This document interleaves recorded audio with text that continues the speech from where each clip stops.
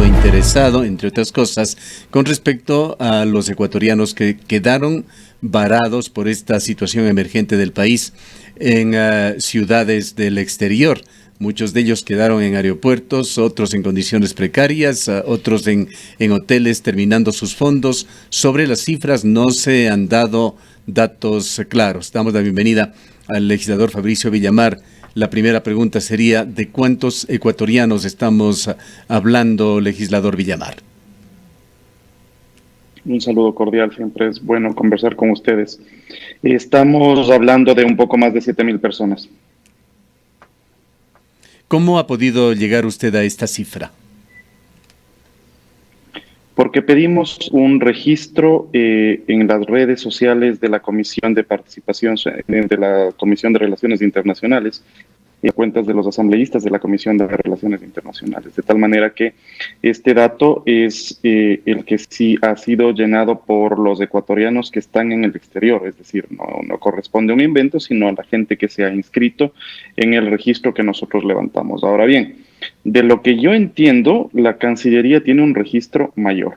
Eso quiere decir que no son las 1,700 personas que en algún momento alguna funcionaria del gobierno anunció. Así es, han jugado con varias cifras. ¿Cuál es la situación que están viviendo los ecuatorianos allá en el exterior, aquellos que se han comunicado con usted?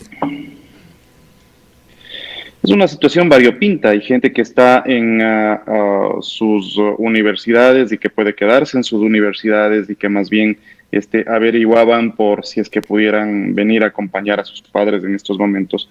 Y hay otra gente que salió de turismo, salió de trabajo, salió por temas educativos, que terminaban en unos días sus actividades y que tenían fondos exclusivos para esos días. Y luego el Ecuador le cerró las fronteras. Esta fue la razón por la cual yo presenté una acción en la Corte Constitucional, porque el informe que emite la Corte Constitucional sobre el decreto de emergencia es precisamente que el Ecuador puede tener estos procesos de aislamiento, pero que no son absolutos, porque lo único que no puedes hacer es dejar a los ecuatorianos desprotegidos en cualquier parte del Ecuador. Eso es lo que dice la Constitución o del mundo. Oficialmente el COE Nacional ha ratificado que se cierran los aeropuertos y que se mantienen cerrados hasta el 30 de abril. ¿Esto no implica la exclusión también de vuelos humanitarios? De hecho, han cambiado la normativa y el día sábado, si no me equivoco, emitieron una nueva norma que dice que el Comité de Operaciones Especiales le faculta a la Cancillería para que los vuelos que vengan al Ecuador a retirar extranjeros vengan con ecuatorianos. Que esto era precisamente lo que se estaba pidiendo, pero me ha parecido tan tortuoso que el gobierno entienda que solamente era eso lo que necesitaban hacer. Que si es que llegan vuelos vacíos, en vez de que lleguen vacíos, vengan trayendo ecuatorianos. Era solo eso lo que tenían que hacer. Y para tomar una decisión que contradice lo que ellos mismos dijeron inicialmente, se han demorado más de 3 semanas. Asambleísta Villamar, le escuchamos a la ministra de Gobierno, María Paula Romo, referirse a este tema y ella advertía que algunas personas que retornaron del exterior habían incumplido con los protocolos y sobre todo con la cuarentena o el aislamiento social, que en este caso era obligatorio, y que esa era una de las razones que habían motivado el suspender temporalmente los vuelos humanitarios, y más bien de lo que se trataba, según ella, era de esperar que quienes estaban ya cumpliendo la cuarentena concluyan para de ahí pensar en nuevos vuelos y en nueva traída de personas. Sí, entiendo que eso es lo que ha dicho la ministra. ¿Hay una identificación, ingeniero Villamar, sobre las ciudades en Latinoamérica o en otros continentes en los que exista una mayor concentración de personas que están varadas? Esto tiene que ver un poco también con la logística. Parte de lo que decía la ministra era la dificultad, sobre todo para los ecuatorianos que se encuentran en sitios más aislados. A ver, yo puedo entender la lógica de que existen ecuatorianos. El día de ayer, por ejemplo, conversaba con alguien que tiene una hija en Bali. Es bastante improbable que el gobierno ecuatoriano haga los trámites para que una persona, solamente una persona, se encuentre en Bali y pueda regresar desde ahí. Lo lógico es más bien que el gobierno haga la gestión para que el gobierno del país amigo cuide de nuestros compatriotas. Pero en cambio, teníamos un grupo grande de ecuatorianos en México, tenemos un grupo grande de ecuatorianos en los Estados Unidos, en Brasil, en Argentina, en Chile, algunos que se quedaron en Perú en frontera y no les dejaban entrar. Entonces, el problema no está en lo que decía la ministra, el problema está en que cómo puede ser posible que estableciéndose un parámetro desde la Corte Constitucional de que para los ecuatorianos, para todos los ecuatorianos, para los menores de edad y para los mayores de edad también, para los que tienen enfermedades catastróficas y para los que no tienen enfermedades catastróficas, se establece que el Ecuador no les puede cerrar las puertas. Y en función de eso, el COE comienza con estos llamados corredores humanitarios. Y creo que es evidente que no estuvieron listos para administrar lo que se vino. Y no importa si es que, a ver, si bien es un acto irresponsable de alguien que llegue en un vuelo y que se comprometió a quedarse guardando la cuarentena obligatoria, que no lo cumpla es un acto irresponsable. Pero de quién compete, a quién le importa, a quién tiene la facultad de ejercer el poder público, no controla y no establece las medidas coercitivas necesarias para esos casos, porque existe una orden legítima de autoridad competente. Se llama desacato la figura. Y usted simplemente se queda viendo cómo se salen del hotel o cómo en el lugar en donde están hospedados salen a fumar en los corredores y a conversar entre las personas que llegaron.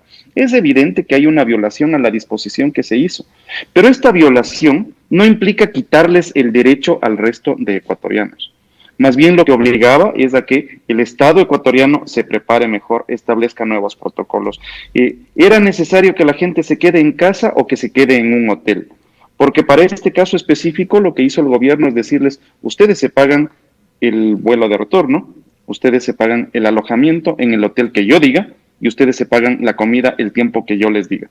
Evidentemente hay un grupo de personas que puede hacerlo, hay gente que en cambio no puede hacerlo. Cuando esto sucede resulta entonces que quienes tienen el derecho de regresar al Ecuador son las personas que tienen plata. Y perdónenme, los derechos no son solamente para quienes tienen plata. En medio de esta situación compleja, vale la pena también, ingeniero Villamar, resaltar ciertas acciones positivas que se han dado en este tema. Incidentalmente conocemos la situación de México, allí ha habido una tensión, podríamos calificarla de bastante dirigente de la embajada y del consulado que se ha preocupado de establecer bases de datos, contactos con los ecuatorianos, incluso para aquellos que lo requieren ha ofrecido hotel y alimentación, y hay que destacar allí la labor de una cónsul, que es Paola Orellana, quien se ha personado mucho de esto, pero no es la situación similar en el resto de consulados. La pregunta es, ¿qué es lo que debería hacer el gobierno ecuatoriano al momento con respecto a estos problemas? Una vez que se ha habilitado la decisión del COE, se requiere coordinar con los gobiernos amigos que vienen a retirar sus connacionales para que en esos vuelos viajen los ecuatorianos. Lo segundo, la gente que salió del Ecuador salió con un pasaje pagado. Por lo tanto, desde el gobierno ecuatoriano, desde la Dirección de Aviación Civil y el Ministerio de Transporte, lo que hay que hacer es exigir que ese pasaje sea utilizado para el retorno, porque ese es un pasaje ya pagado, es un pasaje ya comprado. Pero adicionalmente les está costando a los ecuatorianos en el exterior más de lo que se había previsto. Sí, se trata de un caso de fuerza mayor, pero es para eso precisamente que existe el Estado, para lo público, para cuidar al resto. Si es que el país lo que va a hacer es dejar a los ecuatorianos a su suerte, ahí es cuando se motivan estas voces que dicen, ¿y para qué sirve? Otro de los problemas que se ha evidenciado, ingeniero Villamar, es de lo que sucede con los ecuatorianos al llegar al país. Allí, en las primeras instancias, con los primeros vuelos humanitarios que llegaron, se les obligó a los ecuatorianos a hospedarse exclusivamente en hoteles designados en el entorno de Tababela, hoteles que, según testimonios que los transmitimos, pretendían cobrar o cobraron $90 por noche sin servicio de alimentación, servicio pagado que tenían que adicionalmente pagar, ¿no?, por 14 días a veces por familias que se multiplicaban en sus miembros, hacían un presupuesto realmente grande después de todas las peripecias que vienen sufriendo ya los ecuatorianos varados en el exterior y los costos que han tenido. ¿Alguna gestión se ha dado en este sentido para que cambien estos procedimientos? No, el COE lo que decidió es, en primer lugar, cerrar las operaciones. La justificación fue que no habían hoteles. Usted se imaginará que es una justificación terriblemente burda en momentos en donde el turismo es una actividad que está parada. Decidieron mandarles algunos hoteles, ni siquiera en las cercanías de Tababela, realmente los trajeron a Quito y por el transporte entre el aeropuerto y la ciudad les cobraban $40, de tal manera que hubo excesos de costos en esos. También había otras opciones en donde entiendo que se les mandaba, por ejemplo, a las escuelas de policía o del ejército, en donde los valores eran mucho menores, pero la gente no se acostumbraba al tipo de comida que se les daba o a las facilidades que tenían.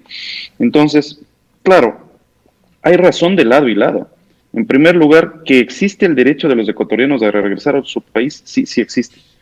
Que existe la obligación de la República del Ecuador de gestionar que esto suceda, existe.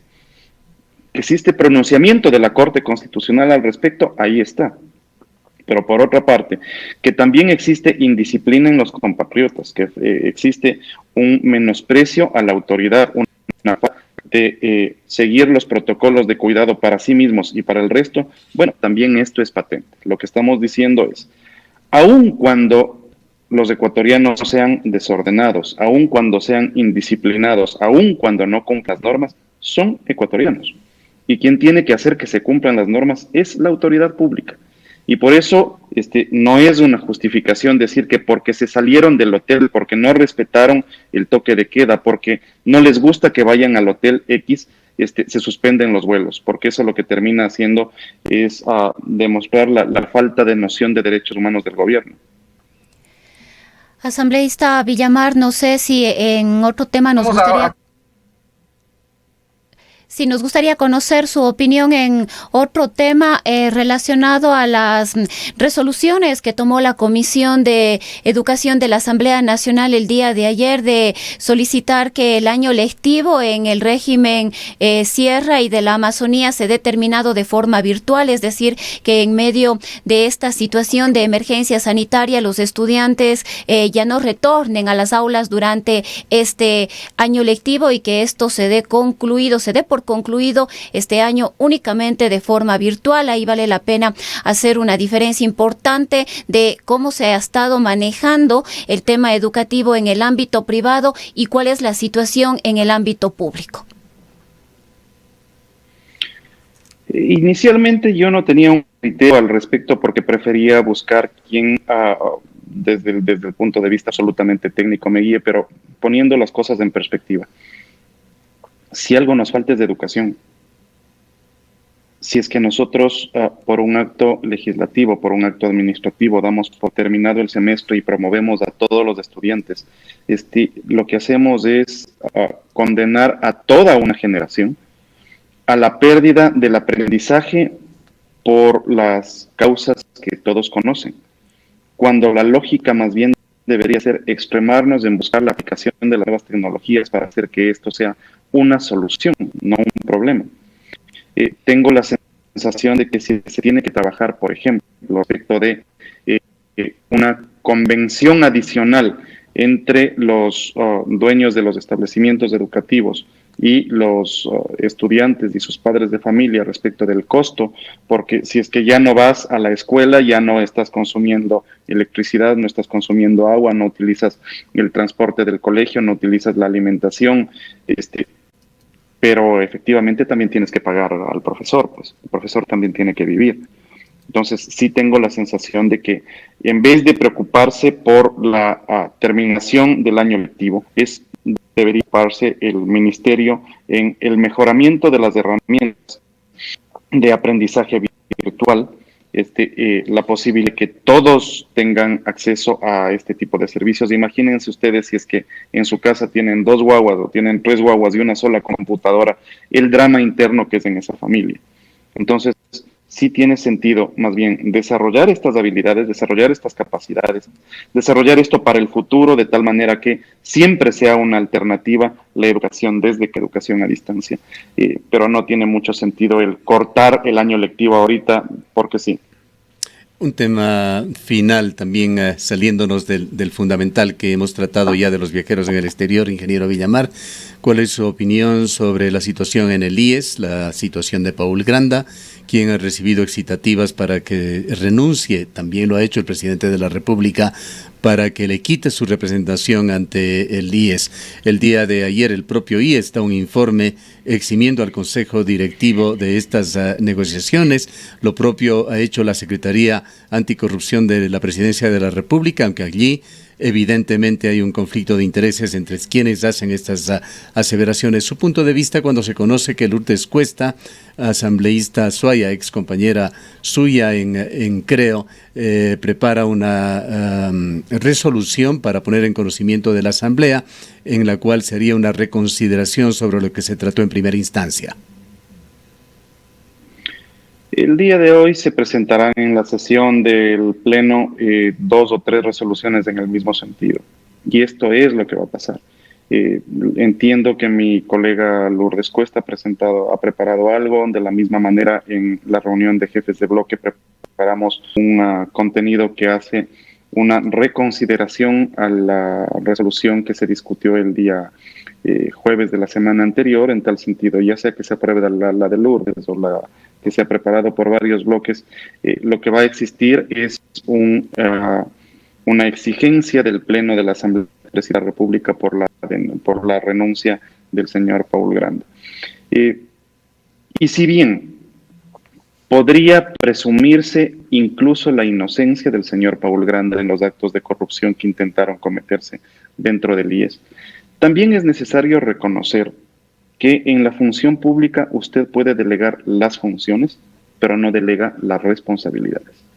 Que existió un intento de hacer un uso fraudulento de los recursos del IES para comprar elementos a más precio del que se pueden encontrar en el mercado, sí, sí existió.